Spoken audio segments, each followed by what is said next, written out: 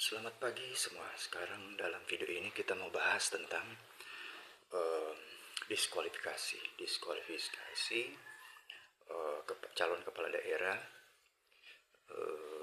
dalam pilkada ini, khususnya untuk kasus calon kepala daerah di Kota Pemohon dan di Kabupaten Minahasa Utara. Eh, yang kita mau bahas adalah ini kan sekarang sudah selesai pencoblosan. Hari ini adalah masa-masa sudah selesai pencoblosan dan penghitungan suara dan sebagainya. Kalau mau dilihat dari aturan Undang-Undang Pasal 71, Undang-Undang Nomor 10 Tahun 2016, Pasal 71, calon kepala daerah yang melakukan mutasi pejabat, melakukan penggantian pejabat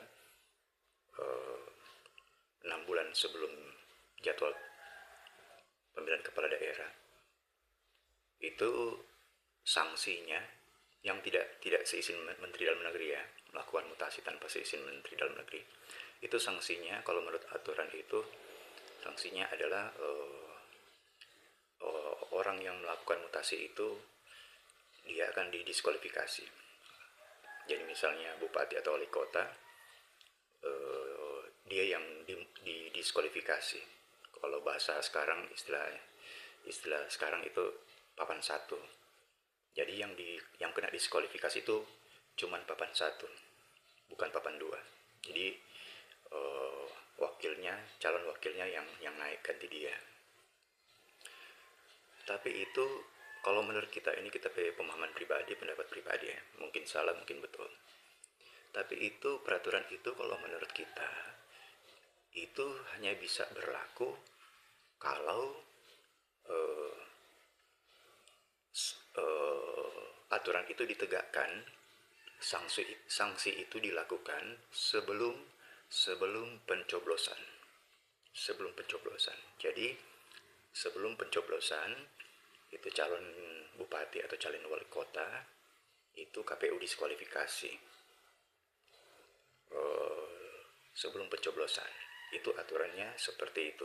Undang-Undang Nomor 10 Tahun 2016 Pasal 71.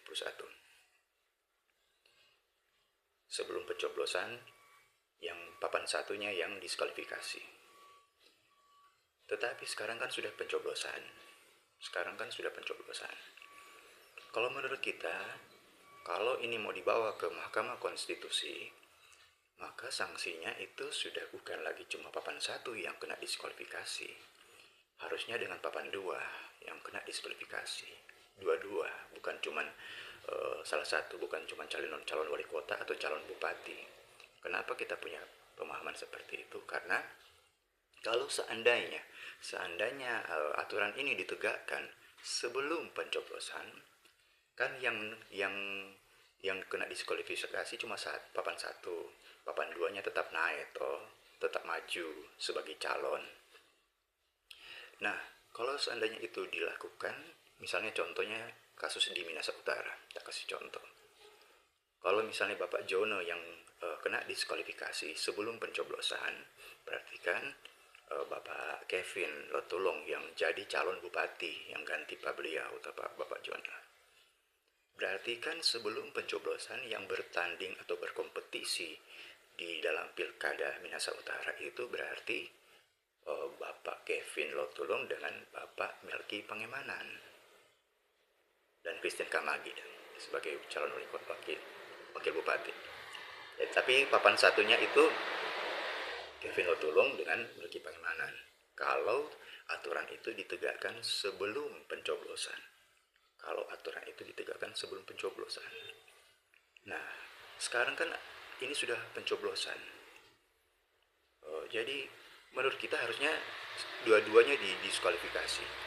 Karena kalau sebelum pencoblosan yang bertanding itu Kevin Lotulong dan berhadapan dengan Melki Pangemanan, berarti kan ada kemungkinan Melki Pangemanan yang menang. Kalau aturan itu ditegakkan sebelum pencoblosan. Yang bertanding Kevin Lotulong berhadapan dengan Melki Pangemanan. Ada kemungkinan Melki Pangemanan menang. Nah, sekarang sesudah pencoblosan, Melki Pangemanan kalah sesudah pencoblosan. Jadi kalau ini mau dibawa ke Mahkamah Konstitusi, harusnya yang diskualifikasi, yang kena diskualifikasi, kalau MK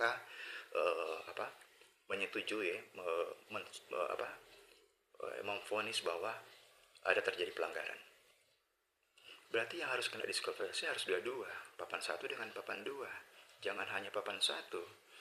Karena kembali kita bilang, aturan ini harusnya ditegakkan oleh KPU, oleh Bawaslu sebelum pencoblosan. Aturan ini harusnya ditegakkan. Jadi harusnya sebelum pencoblosan itu Kevin Lotulung berhadapan dengan Melki Pangemanan. Tapi kalau sekarang ketika Melki Pangemanan sudah kalah, lalu ini mau dibawa ke Mahkamah Konstitusi, harusnya ini yang kena diskualifikasi ya, harusnya papan 1 dengan papan 2, jangan hanya papan 1. Jadi mudah-mudahan lah dari Mahkamah Konstitusi, kalau ini mau dibawa ke MK, mudah-mudahan hakim-hakim di MK ini bisa punya pemahaman yang sama dengan kita. Kita yakin yang dengar video ini juga bisa paham apa kita maksud. Karena aturan ini harusnya ditegakkan sebelum pencoblosan. Kalau sebelum pencoblosan, DP aturan itu sesuai Undang-Undang Pasal 71 ayat Undang-Undang 10 nomor 10 Pasal 71 tahun 2016. Yang kena diskualifikasi cuma papan 1. Kalau aturan ini ditegakkan sebelum pencoblosan. Tapi sekarang aturannya, sekarang posisinya, situasinya sudah sesudah pencoblosan. Jadi harusnya yang kena diskualifikasi harusnya dua-dua, papan 1 dengan papan 2. Bapak Jono dengan Kevin Lotulung. Jadi kalau misalnya mau diadakan pemilihan ulang, ya terserah, itu tinggal terserah keputusan Mahkamah Konstitusi. Kita tidak bisa mau punya pendapat tentang itu. Atau misalnya Melki yang jadi, tinggal terserah MK. Tapi kalau menurut kita harusnya dari MK itu keputusannya seperti itu sesudah pencoblosan, karena aturan yang itu tidak ditegakkan oleh KPU dan Bawaslu. Harusnya yang kena diskualifikasi ini papan 1 dan papan 2 sekarang ini, yang situasinya sesudah pencoblosan. Demikian dari kita, mudah-mudahan yang semua yang orang punya logika, hati yang jernih, bisa punya pemahaman yang sama dengan kita. Terima kasih sudah menonton video ini.